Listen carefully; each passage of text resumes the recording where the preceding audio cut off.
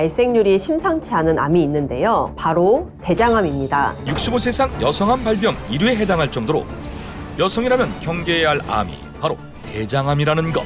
사실 대장암은 별명이 많죠. 뚜렷한 초기 증상이 없고 소리 없는 살인자라고도 부르고 식습관만으로 병을 고칠 수 있다? 그건 절대 아니죠.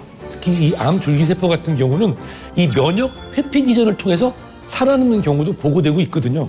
네, 유튜브 오리지널 컨텐츠 암세포의 비밀 10부작 벌써 3번째 시간인데요. 오늘의 주제 대장암을 중심으로 암의 줄기세포에 대해서 알아보는 시간을 가져보도록 하겠습니다. 이 대장암의 경우 우리나라 2030의 발병률이 정말 전 세계 1위인 상황인 만큼 저희가 경각심을 가지고 좀 살펴봐야 될 것 같습니다. 특히 이 젊은 분들은 어르신들보다 세포의 재생 속도가 빠릅니다. 정상세포도 빠르게 재생하지만 암세포의 증식 속도도 굉장히 빠르기 때문에 암의 진행이나 전이가 급속도로 일어나서 더 치명적인 결과로 이어질 수밖에 없습니다. 네, 맞습니다. 그리고 이 과정에서 정말 중요한 역할을 하는 것이 암 줄기세포인데요. 사실 우리 몸 정상 조직이 줄기세포 덕분에 성장하고 재생할 수 있는 것처럼 암이라는 조직도 암 줄기세포라는 아이 덕분에 세포의 개수가 많아지고 전이까지 할 수 있게 되는 거거든요. 그런데 이 암 줄기세포는 전체 암 덩어리 중에서 단 1에서 2%밖에 차지하지 않는 적은 비율이지만 암을 재발하게 만들고 전이하게 만드는 정말 무서운 원인이 되기도 합니다. 그런데 이 암 줄기세포는 일반 암세포하고는 다르게 정말 일종의 여왕벌처럼 암세포를 무한대로 계속해서 만들어낼 수 있는 그런 능력을 가지고 있고 몸 어디에서든지 살아남을 수 있는 무한 생존 능력을 가지고 있기 때문에 어디에든 집을 지을 수 있고 전이도 될 수 있는 것입니다. 간세포는 대장에서 살 수가 없고 유방세포는 뇌 속에는 살 수가 없는 거죠. 그런데 암세포는 환경이 열악할수록 정말 어디에서든 살아남을 수 있는 그런 암줄기세포로 바뀔 수 있고요. 이렇게 무서운 암줄기세포는 잠복하고 있다가 현대의학의 어떤 표준 치료를 피할 수 있는 방법이 있기 때문에 수술과 방사선만으로 제거가 불가능한 경우가 많습니다. 실제로 이 아주 작은 분자 단위의 암 줄기세포는 진단이 어렵습니다. 특정한 크기가 됐을 때 일반적으로는 1cm라고 하는데 그때 됐을 때 우리가 보통 확인이 되고 재발에 대한 정의를 내리게 됩니다. 보통 1cm가 되기 위해서는 암세포가 10억 개 정도가 모여야지 보이는데요. 반대로 얘기하면 10억 개 밑인 경우에는 영상 진단이나 분자생물학적 진단이 어려울 수도 있습니다. 이 암 줄기세포에는 방사선 치료에서도 살아남을 수 있는 유전자가 탑재되는 경우가 있어서 방사선 치료 그리고 일반적인 항암 화학 치료로는 완벽하게 제거하기 어려운 것은 사실입니다. 항암제로도 암 줄기세포는 사실 해결하기가 어려운데요. 이제 가장 많이 쓰이는 세포독성 항암제, 예를 들어 파크리탁셀이나 독소루비신 같은 이런 세포독성 항암제는 세포 분열을 활발하게 하는 그런 암세포를 죽이는 성질을 가지고 있는 그런 작용기전 때문에 분열을 하지 않고 조용히 존재하는 성격의 암 줄기세포는 이 세포독성 항암제로는 없앨 수가 없죠. 일부 항암제를 빠르게 분해하는 효소를 만들어내기도 합니다. 암줄기세포가 발현이 되면 항암제가 무력화되고 세포 안으로 들어왔을 때 그것을 다시 퍼내는 펌프를 많이 발현시켜서 약물의 효과를 비껴가기도 합니다. 표적 항암제가 여러 가지의 그런 암의 생존 기전 중에 한두 개를 차단했어요.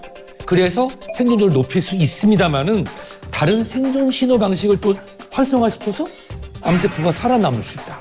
그런 경우에는 암 줄기세포를 확실히 제거할 수 없어서 현재까지는 이를 완전히 조절할 수 있는 항암제는 없다 말씀드릴 수 있을 것 같습니다. 그래서 그 한계를 극복하기 위한 연구가 오랫동안 진행이 되었다고 합니다.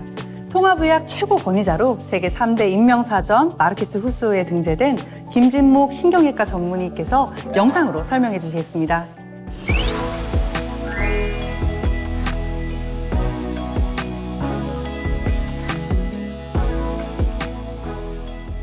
암의 재발과 전이의 핵심 역할을 하는 암줄기세포는 지금까지 개발된 항암 표준요법, 즉 수술, 방사선 치료, 항암제로는 해결하지 못합니다. 그래서 병원에서 이 세 가지 치료를 모두 받았음에도 다시 암이 재발하고 전이하는 환자가 많은 것입니다.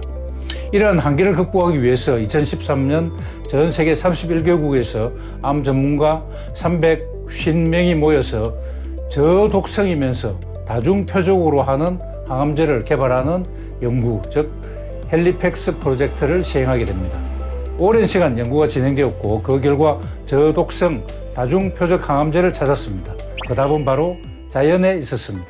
강황에 많이 들어있는 커큐민, 포도껍질이나 화장근에 함유된 레스베라트롤, 녹차에 있는 EGCG, 콩이나 배아나무에 들어있는 제니스테인이 저독성 다중표적 항암 치료 효과가 있는 것으로 확인되었습니다. 네, 무엇보다 암 전문가가 찾아낸 암 줄기세포의 해결책이 자연에 있었다는 게 굉장히 인상적이었어요. 각 성분이 어떻게 암 줄기세포를 해결할 수 있었는지 서울대학교 약학대학 서영준 교수님께 조금 더 구체적인 설명을 들어보도록 하겠습니다. 그런 표준 항암 치료에 의해서는 줄기세포까지는 완전하게 우리가 파괴할 수가 없습니다. 최근에 각광을 받고 있는 표적 치료는 단일 표적을 이제 추구하고 있죠. 근데 그것만으로서 완벽하게 우리가 암세포를 사멸시키지 못하기 때문에 조금 더 발상에 전환한 것이죠. 다중 이제 표적이죠. 그래서 하나만 가지고는 부족하니까. 그래서 어떤 기존의 이 표준 치료에다가 다른 것들을 복합을 하는데 중요한 것은 그 추가되는 것들이 자연에 있다는 것입니다. 자연계 존재하는 여러 가지 식물 영양소 같은 것들이 같이 조합이 됨으로써 기존의 그런 항암 치료에 사용되는 항암 약물들의 효능을 높이고 또 상대적으로 부작용을 낮추고 또 경우에 따라서는 내성을 극복할 수 있는 그런 장점을 이제 추구하는 것이 묘지라고 할 수 있겠습니다. 많은 연구 결과 이런 물질들이 이제 정상세포가 암세포로 가는 과정을 막아주는 암 예방 효능이 있다는 것이 알려져 있고요. 경우에 따라서는 암세포의 사멸을 유도를 하는 작용도 있는 것으로 알려져 있는데 문제는 이 물질들이 식품에 들어있지 않습니까? 그런데 식품의 성분을 섭취를 했을 적에 흡수율이 전반적으로 낮다는 것입니다. 그래서 이것을 우리가 어떤 암 예방이라든지 치료 목적으로 사용하려면 아무래도 그런 흡수율을 높이고 생체 이용률을 높이는 어떤 그런 하나의 특별한 제형물 형태를 또 필요로 할 수 있지 않을까 그렇게 생각을 합니다. 암 줄기세포가 암 표준 치료에 대항하는 방법은 여러 경로를 통합니다.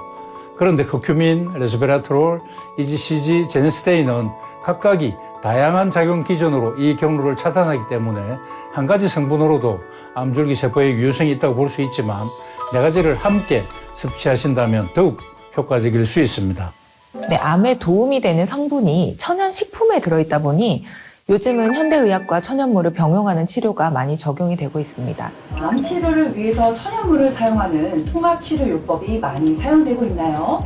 네, 미국의 MD 앤더슨, 하버드, 중국의 중의학 등 전 세계적으로 암 표준 치료의 한계를 극복하기 위해서 천연물을 함께 사용하는 통합치료요법을 활발히 사용하고 있습니다. 이렇게 네 가지 성분을 섭취해야 되는 경우 이런 것들을 배우고 있는데 이런 것들이 치료에도 도움이 되겠죠?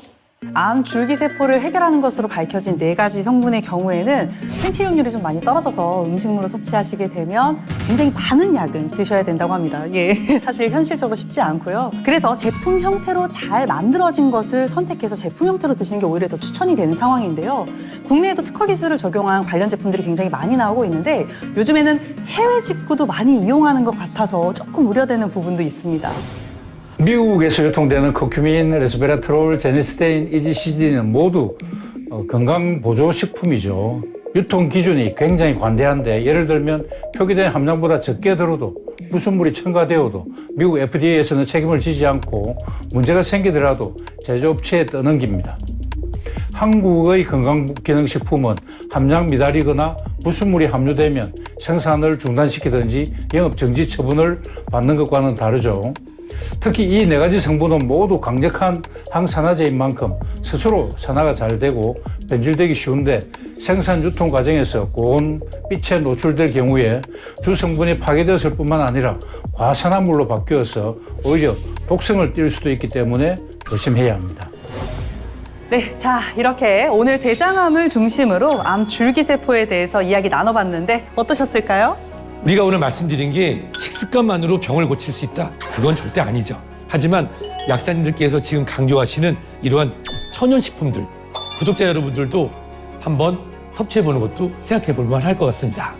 암 줄기세포의 해결에 도움이 되는 성분이 어떻게 보면 흔히 볼 수 있는 식재료 중에 있다고 하니 반갑기도 하고 접근법이 어렵지 않아서 더 구독자분들께 도움이 될 수 있어서 다행이라는 생각이 듭니다.